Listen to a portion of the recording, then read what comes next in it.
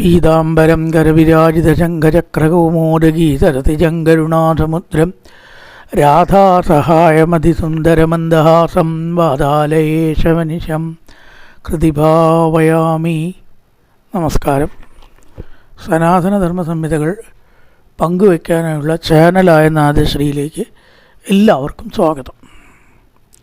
പ്രിയരെ, ശ്രീമദ് ഭാഗവതത്തിലെ പരമപ്രധാനമായ ബുദ്ധോപദേശത്തിൽ നമ്മളെവിടെ എത്തി? എല്ലാ മാനസിക ദുഃഖങ്ങൾക്കും കാരണം നമ്മൾ തന്നെയാണ്. അതാണ് ഭിക്ഷുഗീതയുടെ സന്ദേശം. ആത്മേവ ആത്മനോ ബന്ധു ആത്മേവരിപുരാത്മന ഉണ്ട്. പലതും ഇങ്ങനെ മാറ്റി സന്തോഷം കണ്ടെത്താൻ ശ്രമിക്കുന്ന നമുക്ക് ഒറ്റ ഒന്ന് അവിടെ മാറ്റുക, അത് മാത്രം ശ്രദ്ധിക്കണില്ല. അതൊരു കഷ്ടമാണ്. ആ ഒരൊറ്റ ഒന്ന് അങ്ങോട്ട് മാറ്റിയാൽ മതി. മറ്റതൊക്കെ മാറ്റാം, അല്ലെങ്കിൽ വേണ്ട, അത് നമുക്കൊരു വിഷയമാവില്ല. ഇതാണ് ഭിക്ഷുഗീതയിൽ മനസ്സാണ് സുഖദുഃഖത്തിന് കാരണം. പിന്നെ സാഖ്യയോഗത്തെ പറഞ്ഞു. ഭഗവാനിൽ നിന്ന് പ്രപഞ്ചം ഉണ്ടായി. ആ ഉണ്ടായ അതേ ക്രമത്തിൽ ഭഗവാനിൽ ലയിച്ച് പ്രളയകാലത്ത് ഈ പ്രപഞ്ചം ഇല്ലാതാവും. രണ്ടും നമുക്കിപ്പോൾ ഈ പ്രപഞ്ചം ഇങ്ങനെ കാണുന്നത് മാത്രമേ വിശ്വസിക്കാൻ സാധിക്കൂ. ഇത്ര യുക്തിവാദികളുണ്ടാവും. പിന്നെ ഇതങ്ങോട്ട് ഒരു ദിവസം ഇല്ലാണ്ടാവുക, പിന്നെ ഇതിപ്പോൾ ഒരു ദിവസം ഇങ്ങനെ ഉണ്ടാവുക, ഒക്കെ വെറുതെയാണ് എന്ന് പറയുന്ന എത്രയോ യുക്തിവാദികളുണ്ട്. അറിവില്ലായ്മ ആണ് അതിനുള്ള കാരണം. അറിവില്ലായ്മ. ഉണ്ടായതാണെങ്കിൽ നമ്മൾ ദിവസം ഉണ്ടായതാണെന്ന് കണ്ടിട്ടുണ്ട്. ഉണ്ടായേ പറ്റൂ. മാറ്റം വരുന്നതൊക്കെ ഉണ്ടായിട്ടുണ്ടാവും. അതൊക്കെ നശിക്കുകയും ചെയ്യും എന്നങ്ങോട്ട് പറഞ്ഞതിന് ശേഷം സാത്വിക രാജസ താമസമാണ് അടുത്ത വിഷയം. ഇന്നത്തെ പ്രധാന വിഷയം ഗുണാനാം അസമിശ്രാണാം പുമാൻ ഏന യഥാഭവേൻ തന്മേ പുരുഷവര്യേതം ഉപാധാരയ സംസത. ഈ പ്രകൃതിയെ മുഴുവൻ നിയന്ത്രിക്കുന്നത് ഗുണങ്ങളാണ് എന്ന് പറഞ്ഞാൽ തെറ്റല്ല. കാരണം ഇപ്പോൾ എല്ലാ ജീവികളിലും എല്ലാ മനുഷ്യന്മാരിലും ഈ 3 വ്യത്യാസങ്ങളുണ്ട്. ഗീതയിലത് 2 അധ്യായത്തിലായിട്ടാണ് പറയണം. 2 അല്ല, അങ്ങനെ പറയാച്ച 3 അധ്യായത്തിൽ വ്യാപരിച്ചിട്ടുണ്ട്. ഒന്ന് ഗുണത്രയ വിഭാഗയോഗം. നമ്പർ അധ്യായത്തിൻ്റെ വ്യക്തമായി ഓർക്കുന്നില്ല, അറിയില്ല. എന്തായാലും ഒന്ന് ഗുണത്രയ വിഭാഗയോഗമാണ്. പിന്നെ ഒന്ന് ശ്രദ്ധാത്രയ വിഭാഗയോഗമാണ്. പിന്നെ മോക്ഷസന്യാസ യോഗത്തിലും ഗുണങ്ങളെപ്പറ്റി പ്രതിപാദിക്കുന്നുണ്ട് അവസാന അധ്യായത്തിൽ. ഈ 3 എണ്ണത്തിൽ ഒരു വിഷയം വ്യാപരിച്ച അതിൻ്റെ അർത്ഥം എന്താ? അത് കുറച്ച് പ്രാധാന്യം അറിയിക്കുന്നതാണ്. ഇങ്ങനെ ഒരു വിഷയം വേറെ ഉണ്ടെന്ന് തോന്നുന്നുണ്ട്. 3 അധ്യായത്തിൽ തന്നെ ഇത് ഒത്തിങ്ങനെ വ്യത്യാസപ്പെടുത്തിയിരിക്കണമെന്നൊരു സംഗതി ഒന്നും തന്നെയാണ്.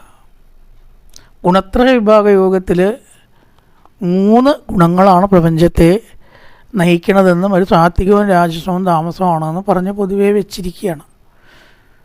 ശ്രദ്ധാത്രയത്തെ ജ്ഞാനം കർമ്മജ ശ്രദ്ധാജ എന്ന് പറഞ്ഞിട്ട് ഏതൊക്കെ തരത്തിലുള്ള വാക്കുകളാണ് സാത്വികം, ഏതൊക്കെ തരത്തിലുള്ള കർമ്മമാണ് സാത്വികം, ഏതൊക്കെ തരത്തിലുള്ള കർമ്മമാണ് രാജസം, ഏതൊക്കെ തരത്തിലുള്ള ഭക്ഷണമാണ് താമസം, ഇതിങ്ങനെ എടുത്തെടുത്ത് പറഞ്ഞതിനാണ് നമ്മൾ ശ്രദ്ധാത്രയ വിഭാഗയോഗം. പിന്നെ അതിനൊന്നും കൂടി മോക്ഷസന്യാസ യോഗത്തിൽ പറഞ്ഞിട്ടുമുണ്ട്.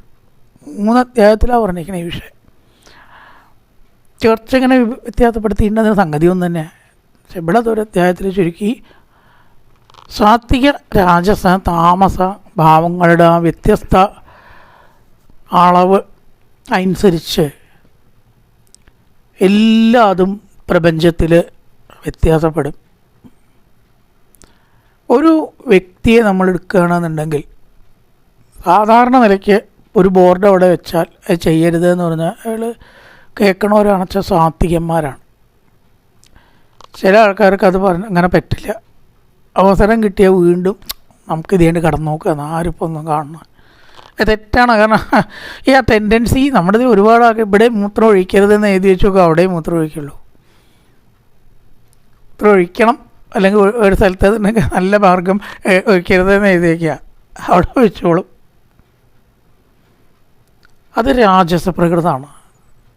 അപ്പോൾ അവരെ കണ്ട ചീത്ത പറയും, അവിടെ എഴുതി വെച്ചത് കണ്ടില്ലേ, പിന്നെയും ചെയ്യാൻ നിൽക്കണം. അയ്യേ മോശമായി കേട്ടോ. അവർ കണ്ടു അത് രാജസന്മാരെ ഓർത്ത് പറയണം ഒന്നങ്ങനെ. താമസന്മാരോ അതുകൊണ്ട് ഒതുങ്ങില്ല, എഴുതടോ 500 റുപ്യ ഫൈന്, പഠിക്കട്ടെ. അങ്ങനെ വിട്ടാൽ പറ്റില്ലല്ലോ. കാശ് കയ്യിൽ നിന്ന് പോയാൽ പിന്നെ ചെയ്യില്ല, അവിടെ പണിഷ്മെൻറ്റ്. അതാരുടെ സ്വഭാവമാണ്? താമസം. എന്തെങ്കിലും ഒരു ശിക്ഷ കിട്ടിയാലേ അനുസരിക്കുള്ളൂ. പറഞ്ഞാലനുസരിക്കില്ല, നന്നായി പറഞ്ഞാലനുസരിക്കില്ല. അത് താമസർ. ഇതിപ്പോൾ എന്തുകൊണ്ടാണ്? ഒരു നിയമം അനുസരിക്കുന്ന കാര്യത്തെ അധികാരപ്പെടുത്തി അല്ലെങ്കിൽ അതിനെ ആശ്ചര്യപ്പെടുത്തി പറഞ്ഞതാണ്.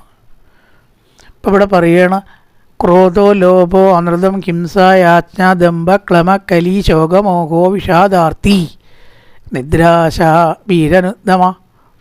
ഈ പലതരത്തിലുള്ള ഗുണങ്ങളുണ്ട് മനുഷ്യന്. ഇതൊക്കെയും ഈ ഗുണങ്ങൾക്ക് അനുസരിച്ച് അവർക്ക് പ്രവർത്തിക്കാൻ സാധിക്കുള്ളൂ. അങ്ങനെയാണ് അവരുടെ ഒരു പ്രകൃതം. ഒരു അമ്പലമോ വിളക്കോ കണ്ടോ ഒന്ന് തൊഴുകണം കേട്ടോ. ഷർട്ട് ഊരിയാലും കുഴപ്പമില്ല, ഒന്ന് പോയി തൊഴുതു വരാലോ എന്ന് തോന്നും സാത്വികന്മാർക്ക്. അല്ലാത്തൊരു ഞാൻ ഇവിടെ നിന്ന് തൊഴുകണം, ഇപ്പോൾ ഷർട്ടൊക്കെ ഊരി ഒക്കെ മതി. രാജസക്കാർക്ക് അവിടെ ഷർട്ട് ഊരുന്നതിനാണ് പ്രാധാന്യം, മറ്റവർക്ക് തൊഴുകണതിനാണ്. ഊരണ്ടാന്ന് ഇവിടെ നിന്ന് തൊഴുക, അങ്ങോട്ട് ഊകണ്ടെന്നല്ലേ ഉള്ളൂ. അപ്പം അവർക്ക് രാജസാണ്. താമസക്കാർ എന്ത് തൊഴിൽ ഇതൊക്കെ എത്ര ചെയ്തതാപ്പോൾ. പിന്നെ പുറത്തു കൂടെ പോകുമ്പോൾ ഒന്നും തൊഴുകണ്ട, അതിനായിട്ട് പോകുമ്പോൾ ഒക്കെ നോക്കാം ഇപ്പം തൊഴുതിട്ട് അങ്ങനെ വിചാരിക്കുമ്പോൾ അത് താമസമാണ്. അപ്പം നമ്മുടെ ഏത് വാക്ക് പ്രവൃത്തി ഇതിലൊക്കെ ഉണ്ടാവും രാജസ. അത് അവരെങ്ങനെയാണ് ജനിച്ചത്, എന്ത് ഇതാണ് അവരുടെ അതിലുള്ളത് വെച്ചാൽ ആ ശരീരത്തിലും മനസ്സിലും വാസനയ്ക്ക് അനുസരിച്ച് ഒരാളും മുഴുവൻ മാറ്റാനൊന്നും പറ്റില്ല. എന്നാൽ കുറേ കഴിയുമ്പോൾ സത്സംഗം കൊണ്ട് സാത്വികത്തിലേക്ക് വരണവരുണ്ട്, ഇല്ല എന്ന് പറയാൻ പറ്റില്ല. എത്രയോ ആൾക്കാർ ഭാഗവതം കേട്ടിട്ടും രാജസപ്രകൃതി സാത്വികത്തിലേക്ക് വരിക, അങ്ങനെയൊക്കെ മാറിക്കൂടാന്നില്ല. എങ്കിലും അവർക്ക് അതിൻ്റെ ആ സ്വഭാവം ഉണ്ടാവുന്നതാണ്. ഭക്തി പ്രഭാഷണവും ഈശ്വരഗതിയും പറയുകയാണെങ്കിൽ തന്നെ കുറച്ച് രാജസായിട്ടാണ് പറയുക. ഈശ്വരഭക്തിയാണ്, പക്ഷെ അതിങ്ങനെ കുറച്ചൊക്കെ ഇങ്ങനെ ഇല്ലേ, ആൾക്കാരെയൊക്കെ ഇങ്ങനെ ഇളക്കി വിടണം, ഇങ്ങനെ ഇറക്കം തൂങ്ങിയ ഒക്കെ ഇങ്ങനെ പറഞ്ഞ് ഇടയ്ക്ക് ചില കീർത്തനങ്ങളൊക്കെ ബോലോ ഹൈ ഗോ ഹോ ഹരി ഗോ ഭഗവാൻ വിഷ്ണു കി ജയ് ബോലോ, എല്ലാവരും കൂടി ഹരി രാധേശ്യാം എന്നൊക്കെ പറയുമ്പോൾ സാത്വികമാണെന്ന് പറയുക കുഴപ്പമൊന്നുമില്ല. അത് രാജസാണ്. കാരണം സാധാരണക്കാർക്ക് അങ്ങനെയൊക്കെ ആയാലേ ഉറക്കത്തിൽ നിന്ന് ഉണരുള്ളൂ. പക്ഷേ അത് ലേശം ഒരു രാജസാണ്. നമ്മളിപ്പോൾ നമ്മുടെ രീതി എന്ന് പറയുന്നത് നമ്മൾ പഠിച്ചപ്പോൾ ശീലിച്ചവർക്കേ നോക്കാനേ പറ്റുള്ളൂ.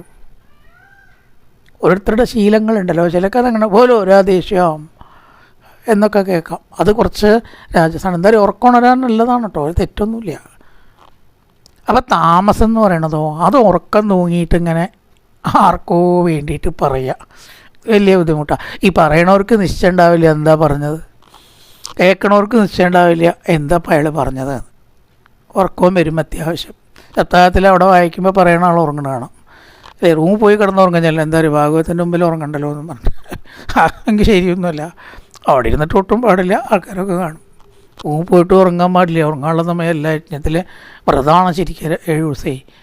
ആ ഉറക്കം വന്ന താമസം തന്നെയാണ് വലിയൊരു ശത്രുവായിട്ട് നമുക്ക് തോന്നി. ഈ ഉറക്കം എന്തൊരു ഉറക്കമെന്നങ്ങനെ കൊട്ടായിട്ടാൽ തന്നെ കുളിക്കണം എന്ന് പണ്ട് പറയും. ആ ശുഭമാണ് അത് താമസം. എത്രയോ ആൾക്കാരെ കണ്ടിട്ടുണ്ട് താമസക്കാരെ, ടീച്ചർമാർ അധ്യാപകന്മാരുണ്ട് താമസക്കാരെ. ഞങ്ങൾക്ക് എത്രയോ ഓർമ്മയാണ്. ചിലരൊക്കെ ഇങ്ങനെ വന്നു കഴിഞ്ഞാൽ ക്ലാസ്സിൽ നിന്ന് അങ്ങോട്ട് തുടങ്ങും ലെക്ചർ. വിടേണ്ട ബെല്ല് അടിക്കണ വരെ വന്നു കഴിഞ്ഞാൽ ഒരൊറ്റ ലെക്ചറാണ്. പിന്നെ പുറത്ത് ഷീട്ട് കളിക്കുന്നുണ്ടാവും കുട്ടികൾ. പണ്ടൊക്കെ അങ്ങനെയൊക്കെ ഉണ്ടാവുള്ളൂ, ഇന്നിപ്പോൾ എങ്ങനെയാണെന്ന് വെച്ചില്ല. ചിലർ കാസറ്റ് കേൾക്കേണ്ട വന്ന കാസറ്റേ ഉള്ളൂ. ചില വർത്തമാനം പറയുന്നുണ്ടാവും, ചില മുമ്പ് അങ്ങോട്ടും ഇങ്ങോട്ടും വട്ടത്തിൽ തിരിഞ്ഞിരിക്കുക അടക്കം ചെയ്യുന്നുണ്ട്. ഇവിടെ ക്ലാസ് എടുക്കുമ്പോൾ സ്ത്രീ ആയിട്ടുള്ളൊരു ലേഡിയാണ്, പറയാൻ പാടില്ല, നമ്മൾ കുറ്റം പറയണം, വേറൊന്നും പറയണില്ല.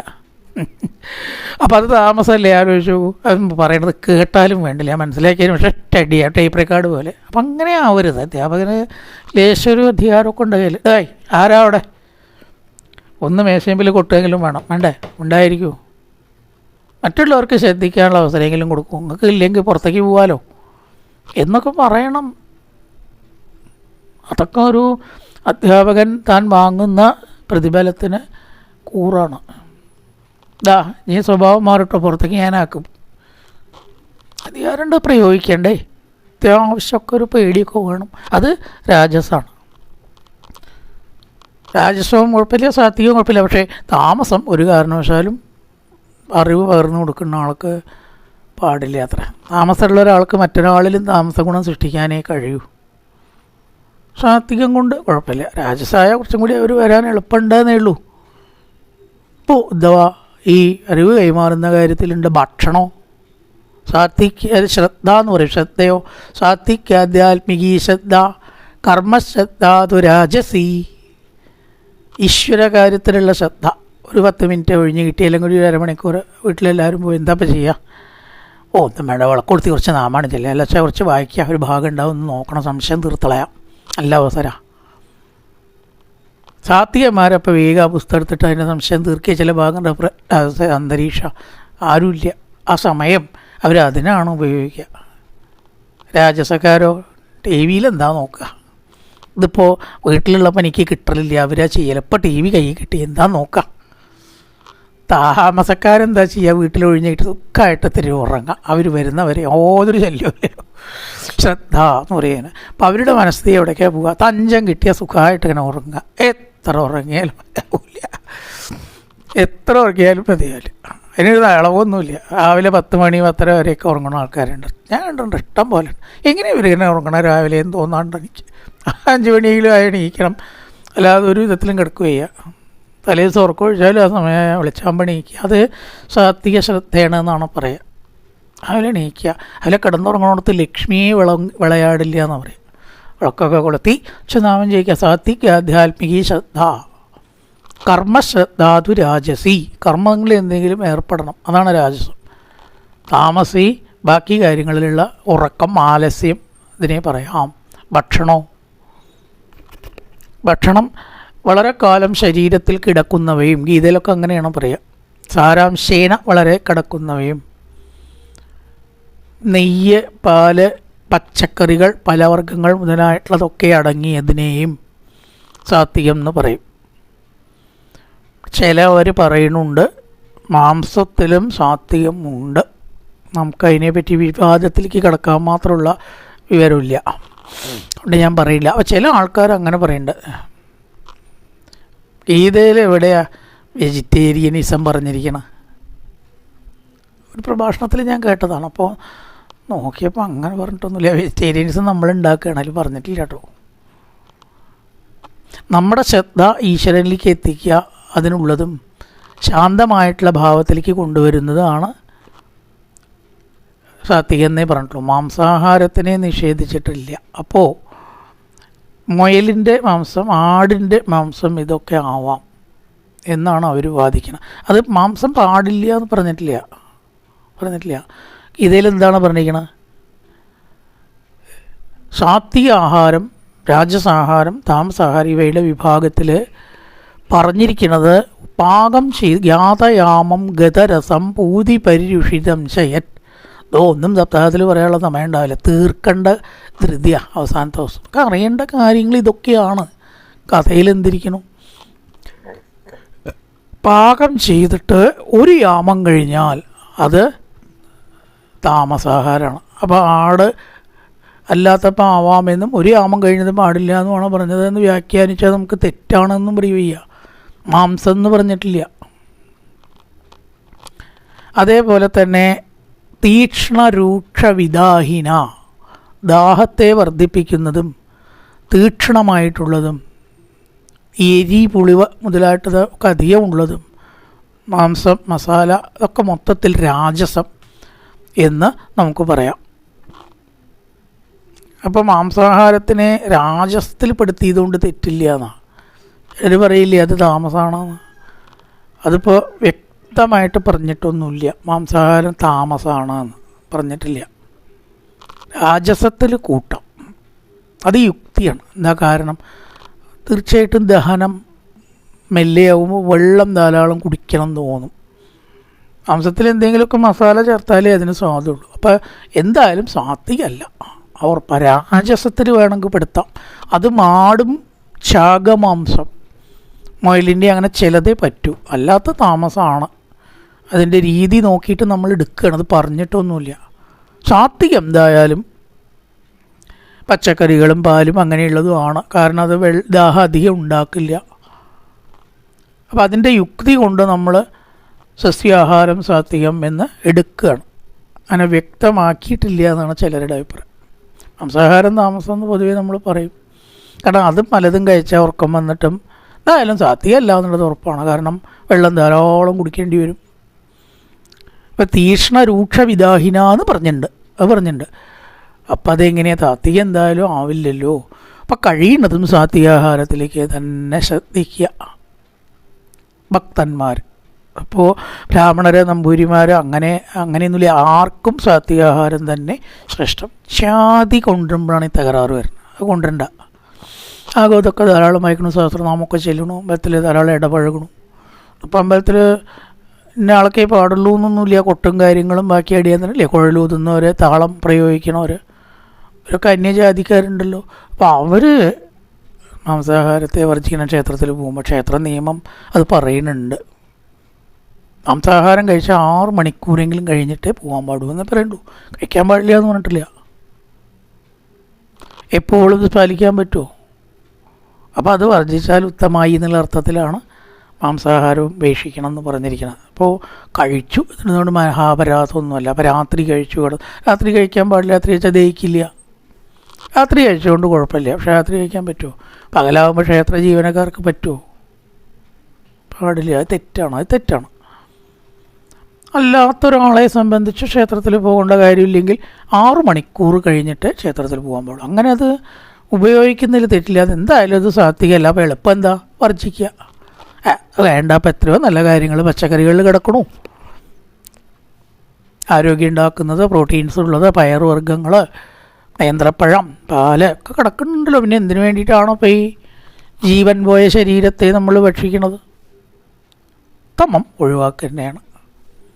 എന്തായാലും അത് ഭക്ഷണത്തിലത്തെ സാത്വിക, രാജസ, താമസ വിഭാഗം പാകം ചെയ്ത് 1 യാമം കഴിഞ്ഞാൽ അത് അതെന്തായാലും കഴിക്കരുത്. ചുരുക്കം ഇന്നിപ്പോൾ വീടുകളിലൊക്കെ ഈ ഫ്രിഡ്ജ് വന്നത് കാരണം താമസാഹാരമായി. ഇന്നലത്തെ സാമ്പാറാണ്, ഒട്ടും കേടുന്നിട്ടില്ല കൂട്ടിക്കോളൂ. ഇനിയാനത്തെ പായസം ഇരിക്കുന്നുണ്ട്, കഴിക്കണം ഒത്തിരി. ഇത് എന്തൊരു കഷ്ടമാണ്, ആലോചിച്ച് നോക്കൂ. യാതയാമം ഗതരസം. 1 യാമം കഴിഞ്ഞ് ആ ഭക്ഷണത്തിൻ്റെ സ്ഥാനത്ത് ഒടിയിലാണ്. വലിച്ചെറിയുക, കുഴി കുത്തി മൂടുക. ഈ വലിച്ചെറിയണത് തെറ്റാണ്, അപ്പോൾ അതും പറയാൻ പറ്റില്ല. കുഴി കുത്തി മൂടുക. ഒരിക്കലും നമ്മുടെ ഈ കുഴിയിലേക്ക് അത് ഇടരുത്. അതിനുള്ള വേസ്റ്റ് ബോക്സ് അല്ല മനുഷ്യ ശരീരം. കളയുക, നിർദ്ദയം കളയുക. കാരണം എന്തായാലും അത് വേസ്റ്റാണ്. എന്തിനാ ഈ ദേഹം കേടുവരുത്തണം? പുറത്തേക്ക് ഇടയില്ലേ നല്ലത്. യാതയാമം ഏകദേശം 3 മണിക്കൂർ കഴിഞ്ഞാൽ ആ ഭക്ഷണം ഉപയോഗിക്കാൻ പാടില്ല.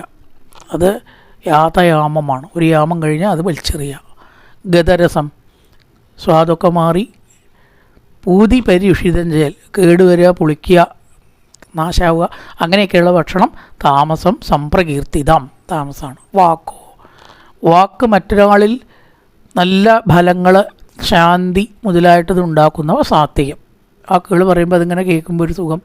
ചിലരുടെ ഒരു സംഭാഷണം തന്നെ അങ്ങനെയാണ് അല്ലേ. ഇപ്പോൾ ഈ കഥകളൊക്കെ പറയുമ്പോൾ ശരിക്കും ആവശ്യമുള്ളൊരു വിഷയമാണ്. എല്ലാവരും ഇങ്ങനെ പുഞ്ചിരിച്ച് ശാന്തമായിട്ടിരുന്നിട്ട് ഇങ്ങനെ കേൾക്കുക. ഒരാൾക്ക് ഉറക്കം പോലും വരുന്നില്ല. കേൾക്കുമ്പോൾ നല്ല സുഖമുണ്ട്, ആസ്വാദനം ഉണ്ടെങ്കിൽ സാത്വികമായിട്ടുള്ള വാക്കാണ്. രാജസാകുമ്പോൾ കുറച്ചും കൂടി അനുദ്വേഗകരം വാക്യം, സത്യം പ്രേഹിതം ചെയ്യൽ. ഉദ്വേഗത്തെ ജനിപ്പിച്ചാൽ അത് രാജസായി. അനുദ്വേഗമാകുമ്പോൾ അത് സാത്വികമാണ്. അപ്പം അതിൻ്റെ വിപരീതമാവും ഉദ്വേഗം ജനിപ്പിക്കുന്നവ, ദുഃഖം ഉണ്ടാക്കുന്നവ, ഒരാളെ കുറച്ചിങ്ങനെ താഴ്ത്തി പറയുക, കളിയാക്കുക, പരിഹസിക്കുക, ആവശ്യമില്ലാതെ കീർത്തിക്കുക. ശരിയല്ലാത്ത കീർത്തിക്കും കാര്യത്തിന് വേണ്ടിയിട്ടേ. നിങ്ങളുടെ ഇന്നലത്തെ ആ പെർഫോമൻസ് ഇന്നത്തെ ഭാഷയിൽ അടിപൊളിയായി, ഇത്രയൊക്കെ കയ്യിലുണ്ടെന്ന് ഞാൻ അറിഞ്ഞില്ല കേട്ടോ. എന്തിനാലും അയാളെ കൊണ്ടൊരു കാര്യം ഉണ്ടാവും. ഒന്നെങ്കിലോ കുറച്ച് കാശ് ചോദിക്കാനാവും, അച്ഛൻ്റെ മകന് ഒരു ജോലിക്ക് വേണ്ടി ഇങ്ങനെ എന്തെങ്കിലും ഒരു കാര്യത്തിന് വേണ്ടി അയാളെ അല്ല ആത്മാർത്ഥത ഉണ്ടോ? അത് രാജസാണ്. ഇനി ഏതാവും താമസം ഒരു പ്രഭാവവും കേൾക്കുന്നവരിലില്ല. അപ്പോൾ വാക്കിനും ഉണ്ട്, മനസ്സിൻ്റെ ഭാവത്തിനും ഉണ്ട്. ഉദ്ധവ എപ്പോഴും പ്രസന്നവദനം ധ്യായേ എന്ന് കേൾക്കാം. പ്രശാന്തമായിട്ട് ഉറക്കത്തിൻ്റെ ലാഞ്ചന പോലും ഇല്ലാതെ പ്രസന്നമായിട്ടിരുന്നാൽ അത് സാത്വികം. എപ്പോഴും ഉറക്കം തൂക്കണ മട്ടാണെങ്കിലോ അത് താമസമാണ്. ശ്രോതാക്കളൊക്കെ ചിലപ്പോൾ കേൾക്കുമ്പോൾ നല്ല ഉറക്കാവും. അടുത്ത ആളുടെ വീട്ടിലേക്ക് തല ഇങ്ങനെ മുട്ടുമ്പോഴോ അടുത്ത ആളുടെ മേലേക്ക് അയാൾ അറിയാം. അത് എന്താ താൻ ചെയ്യണം? അയ്യോ ഉറങ്ങിപ്പോയി, പുസ്തകം കയ്യിൽ നിന്ന് വീഴുക. അപ്പോൾ ആ മൈനസ് എപ്പോഴും താമസമാണ്. രാജസ് എന്ന് പറഞ്ഞാലോ അവിടെ പറയുണ്ടാവും ഇയാൾ ചുറ്റും വരണത് ആരൊക്കെയാണ്, എത്ര ആളുണ്ട് ശ്രോതാക്കൾ, അവിടെ ആ ശബ്ദം കേട്ടു, അതെന്താ, ദേണപ്പെരയിലൊന്ന് പോയിട്ട് വരാം പറയട്ടെ അയാൾ. ഇങ്ങനെ ഒരു ഇരിക്കപ്പുറതി ഇല്ലായ്മയാണ് വെച്ചാൽ അത് രാജസമായ മനസ്സ് ഉള്ളവരാണ്.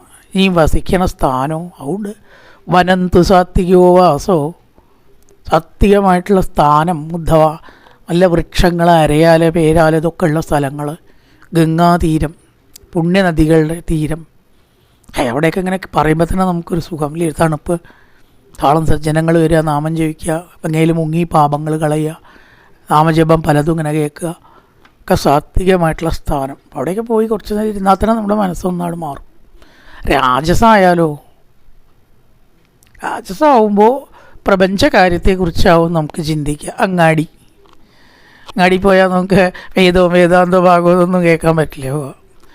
പോലീസുകാരുടെ ഒരാളെ അറസ്റ്റ് ചെയ്ത് കൊണ്ടുപോയതും പോക്കറ്റടി, അതിനെക്കുറിച്ചുള്ള വിവരണങ്ങളും രാഷ്ട്രീയമായിട്ടുള്ള വിലയിരുത്തലുകളും ചൂടായിട്ടുള്ള വാദപ്രതിവാദങ്ങളൊക്കെ അങ്ങാടി, വായനശാല, അങ്ങനത്തെ സ്ഥലത്ത് പോയാൽ കേൾക്കാം. ഒരു പണിയില്ലാണ്ട് നേരം വിളിച്ചാകുമ്പോൾ ചായപ്പീടിയിലിരുന്ന് പേപ്പറും വായിച്ച് വർത്താനം പറയാറില്ലേ, ഒക്കെ രാജസാണ്. ഈശ്വര വിഷയം അവിടെ കണി കാണാൻ കിട്ടില്ല. ഇനി ഏതാവും താമസം? ദ്യൂതസദനം, ചീട്ടുകളി, ഓൺലൈൻ ഉണ്ട്, ഇപ്പം നിരോധിച്ചു ഇല്ലേ, ഓൺലൈൻ കളി, കാശ് വെച്ച് കളിച്ച് കാശുണ്ടാക്കുക, അങ്ങനെയൊക്കെ ഉണ്ടല്ലോ. മദ്യം കഴിക്കുക, മദ്യശാല, അറവുശാല, ജീവികളെ വെട്ടി കൊല്ലുക, കഷ്ണാക്കുക, മാംസം പൊതിയുക, ഇതൊക്കെ താമസ സ്ഥാനം ആണ്. അവിടെ നിന്നും ഒരു സമാധാനവും നമുക്ക് കിട്ടില്ല. താമസം ദ്യൂതസദനം എന്നാണ് പറഞ്ഞത്.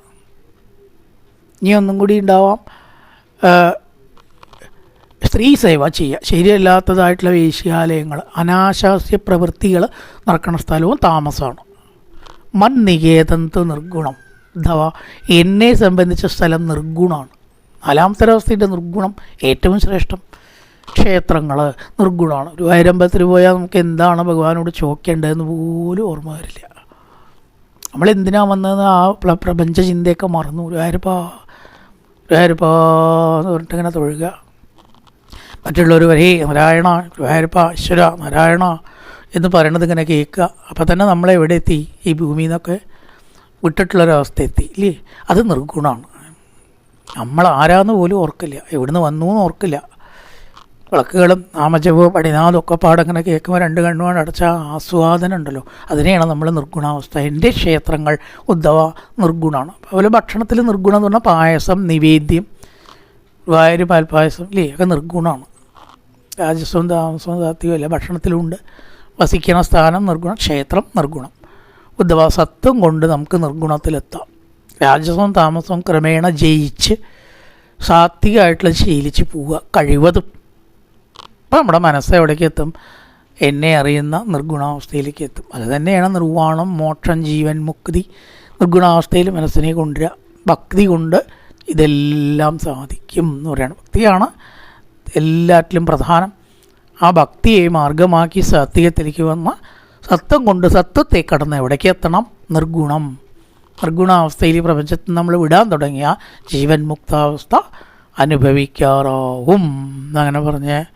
ഇനി രജോ ഗുണത്തിൻ്റെ ഒരു വലിയ ഭാവം സ്ത്രീജനാസക്തിയാണ്. അത് പറയുകയാണ് ഈളഗീത, അടുത്ത ഭാഗം.